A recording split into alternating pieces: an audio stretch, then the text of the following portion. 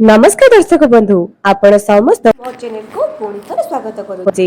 दर्शक बंधु आपण मन को गोटे सूचना देउछि जे एही चैनल रे प्रत्येक दिन सकाळ 10टा एवं संध्या 6टा रे दुईटी लेखाय वीडियो आसीबो जहाँकि आपण को दैनंदिन जीवन ऊपर आधारित होइथिबो जहाँकि लक्ष्मी प्राप्ति वास्तु टिप्स एहा ऊपर प्रत्येक दिन दुईटी वीडियो आसीबो। दर्शक बंधु आजिर वीडियो रे आमे एही प्रसंग रे आलोचना करिबा जे घरर मुख्य द्वार आमको लक्ष्मी प्राप्ति बताई थाए। घरर मुख्य द्वार आम जीवन रे दरिद्र आसीबार सूचना मध्ये देई थाए।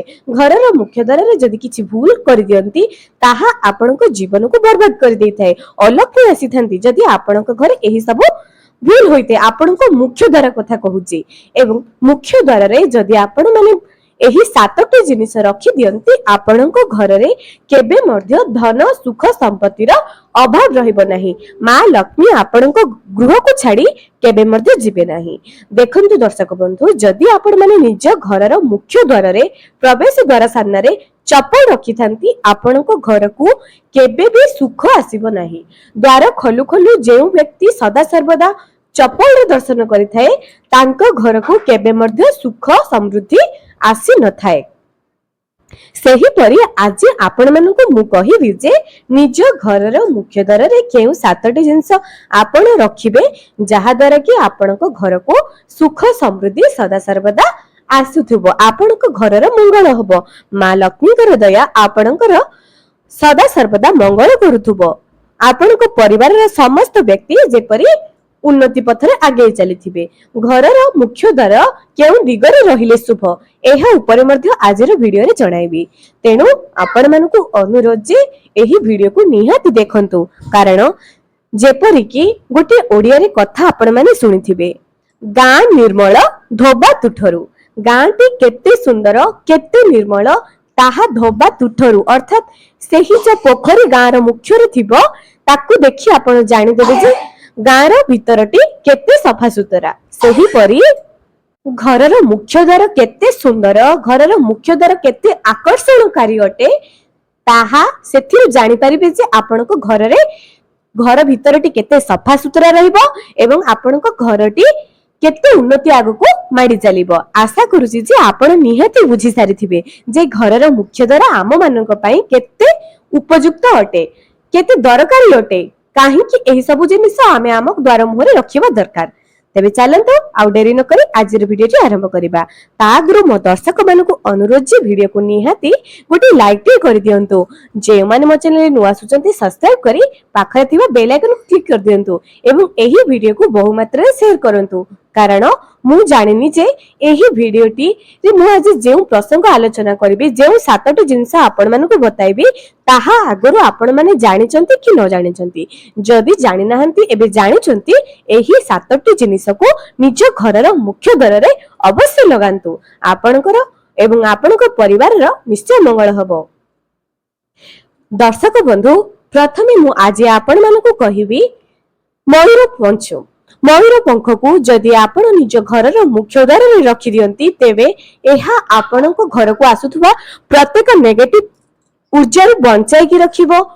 जदि आपणको घर को केही खराब दृष्टि रे चाहुची किंबा आपणकर सुख समृद्धि देखि जदि केही ईर्ष्या करूची ताहार खराब नजर आपणको पड़िबो नाही।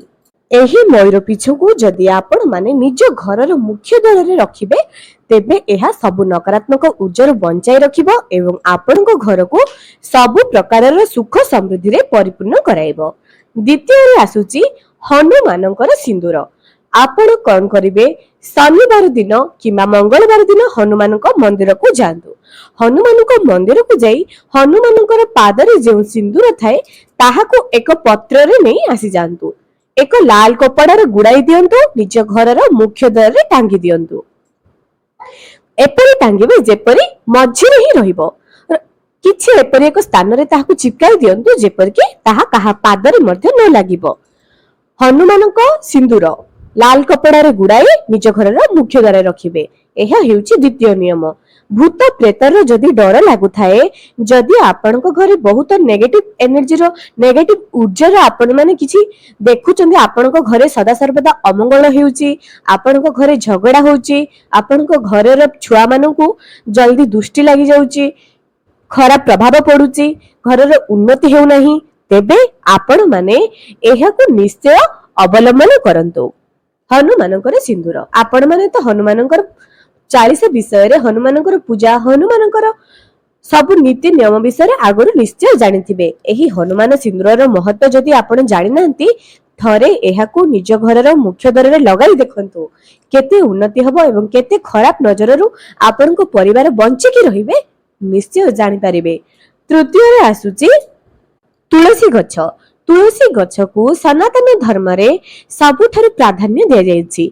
तुलसी गछ जेउ घरर मुख्य द्वार रे रही थाए, सेही घरे केबे मध्य अशुभ शक्ति रही पारेनी। जेउ घरे तुलसी गछ सदा सर्वदा जहाँकि प्रचुर परिमाण रे पत्र होई थाए, घंच होई थाए, सेही घरे सदा सर्वदा सुख समृद्धि वास करि थाए। सेही घरे लक्ष्मी नारायण सदा सर्वदा प्रसन्न होई थांती। जेउ घरर तुलसी गछ सुखिला थाए, सेही घरे भगवानकर वास न थाए। जेउ घरर तुलसी गछ अति घंच होई थाए, सेही घरे देव देवतेंकर वास होई थाए एवं सेही घरे अधिक कृष्णकर प्रभाव थाए। कृष्ण अर्थात नारायण कर जेकोसी भी स्वरूप सेही घरे अधिक खुशी रही थांती। सेथिपाई तो सेही घरर तुलसी गछ अति सुंदर भावरे घंच होई रही थाए। चतुर्थ रे आसुची स्वास्तिक चिन्ह। चतुर्थ रे आसुची स्वास्तिक चिन्ह। एही स्वास्तिक चिन्ह को जदि आपण माने हळदी बनाइबे ताहा भलो अटे, जदि न बनाइबे, जदि लाल रंगर चंदन सिंदूर मिसाई की करिवे, तेबे निज घरर दुई पार्श्व रे दुईटी स्वस्तिक चिन्ह करंतु।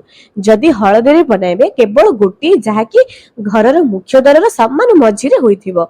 जदि चंदन एवं सिंदूर रे लगाइबे दुई पार्श्व रे दुईटी स्वस्तिक चिन्ह करंतु एवं सेही स्वस्तिक चिन्हर दुई पार्श्व रे रिद्धि सिद्धि मध्य करंतु।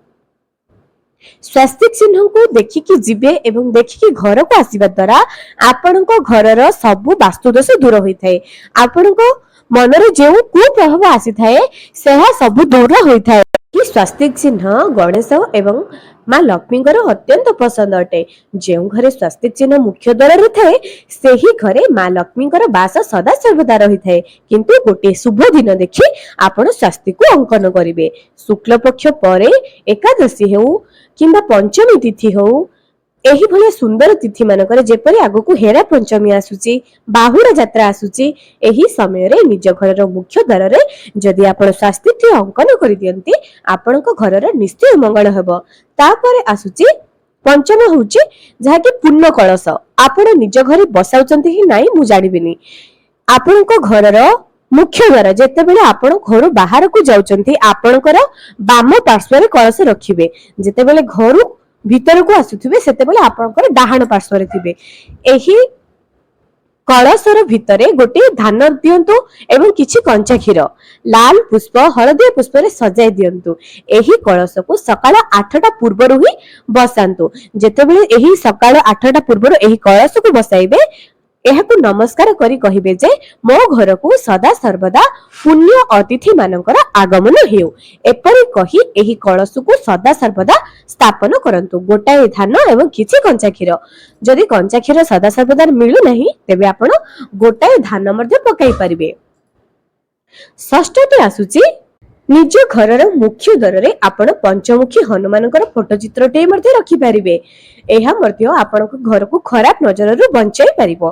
मने रखंतु जेतेबेले एही पंचमुखी हनुमानकर फोटो चित्र को निज घरर मुख्य द्वार रे रखिबे, हनुमान मंदिर को जाय किछि पूजा कराई दियंतु हनुमान मंदिरर पुजारी को द्वारा।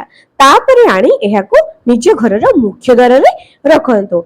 एहा करिबा द्वारा आपनको किछि लाभ मिलि परिबो। सप्तमटी हेउची श्री गणेशंकर फोटो। श्री गणेशंकर फोटो जदि निजर घरर मुख्य द्वार रखिबे, मने रखंतु घरर पछपटे मध्ये गोटे गणेशंकर फोटो रखिबे। जेपरि कि आगपटे भी गणेश थिबे, पछपटे घरर सेम गेट रो पछपटे। जेपरि आपण घर को प्रवेश कला बेले देखिए आसला बेले देखिए गणेश पछपटे आ गोटे गणेश को स्थापन करने दरकार। जदि फोटो चित्र भी रखुंट दुईटी गणेश गोटे घर मुख्य द्वार सामने गोटे घर मुख्य द्वार पछपटे नतुब आपण गणेश को केउठारे रखिबे जदि आपण निज घरे रहउछंती एवं घरे सेतिके आपणकर जागा अछि निज घरर मुख्य द्वार सामने एपरि एक जागा स्थिर करंतु जे जेपरि आपण गणेश को एपरि जगह स्थापना करिवे आपण पूजा मध्ये करि पारुथिबे एवं आपण देखि मध्ये पारुथिबे एवं आपण को घरर वास्तु दोष भी दूर होतुबो। जेपरि कि टिके दूर रे आपण को घरर मुख्य द्वार टिके दूर रे जेपरि आपण तुलसी चौरा रखिचंती तुलसी चौरारू टिके दूर रे आपण रखि पारिबे। तुलसी चौरा आखा पाखी शिव परिवार कौनसी मध्य सदस्य को रखा मना करा जायछि। जेपरि गणेश माँ पार्वती को मध्य तुलसी लागे नहीं एवं महादेव को ए सब को तुलसी लागे नहीं टिके दूर रे रखि पारिबे। बहुत घरे आपण माने देखिथिबे बहुत अनुष्ठान रे आपण माने देखिथिबे जे गणेश को निज घरर मुख्य द्वार सामने रे न रखिले मध्य मेन गेट रे न रखिले मध्य टिके दूर रे साइड करी रखंती जा द्वारा कि गोटे गणेश मूर्ति भी जदि आपण रखिबे आपण को कोनोसी दोष लागिबो नाही। आशा करूची जे आज आपण माने एही जे जिंस आपण माने को बताइली आपण मानकर काम रे निश्चय आसीबो। आज पई रहिली पुणी देखाइबो आगामी एक सुंदर वीडियो रे।